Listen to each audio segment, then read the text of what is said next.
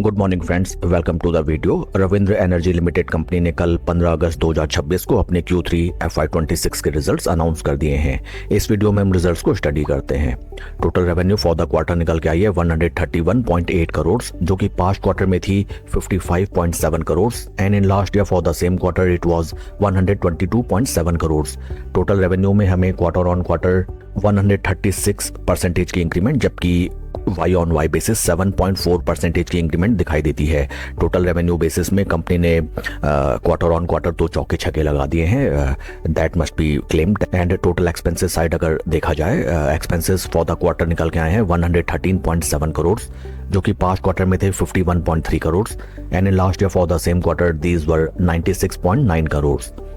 Total expenses में quarter on quarter 121.8% की increment, जबकि वाई ऑन वाई बेसिस 17.36% की इंक्रीमेंट टोटल एक्सपेंसेस में नजर आती है।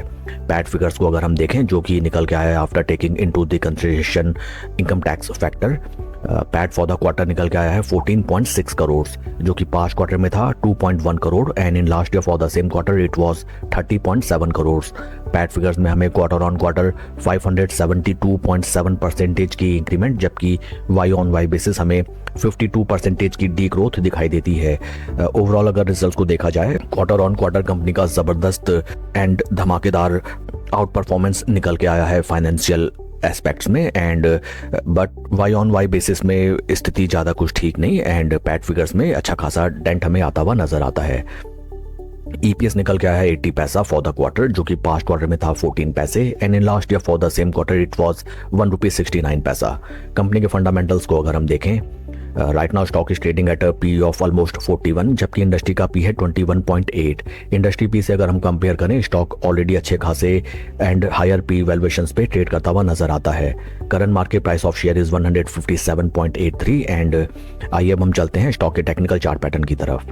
This is daily time frame, जहां पे हमें टेक्निकली नजर आता है दैट राइट नाउ स्टॉक अपने सभी इंपॉर्टेंट मूविंग एवरेजेस, जो कि हैं 20, 50 एंड 200 डे मूविंग एवरेज, इनके ऊपर ट्रेड करता हुआ नजर आता है। ऊपरी लेवल में this is the important trend level, जहां पे स्टॉक ने ऑलरेडी 3 टाइम्स आके ब्रेकआउट देने का अटेम्प्ट किया, but each and every time वहां से हमें ग्रेजुअल एंड अच्छी खासी गिरावट स्टॉक में आती हुई नजर आई। काफी इंपॉर्टेंट हो जाता है स्टॉक का ये अपर रेजिस्टेंस प्राइस पॉइंट का बैंड, जहां पे स्टॉक अगर थोड़ा सा टाइम स्पेंड करके ऊपर की तरफ निकलता है, then this could prove to be a very good breakout for the stock. But हमें ध्यान रखना चाहिए that before the announcement of results stock में ऑलरेडी अच्छी खासी पोजीशन इनसाइडर्स या फिर ऑपरेटर्स ने बनाई हुई थी एंड स्टॉक में ऑलरेडी हमें अच्छा खासा जंप आता हुआ नजर आ चुका है।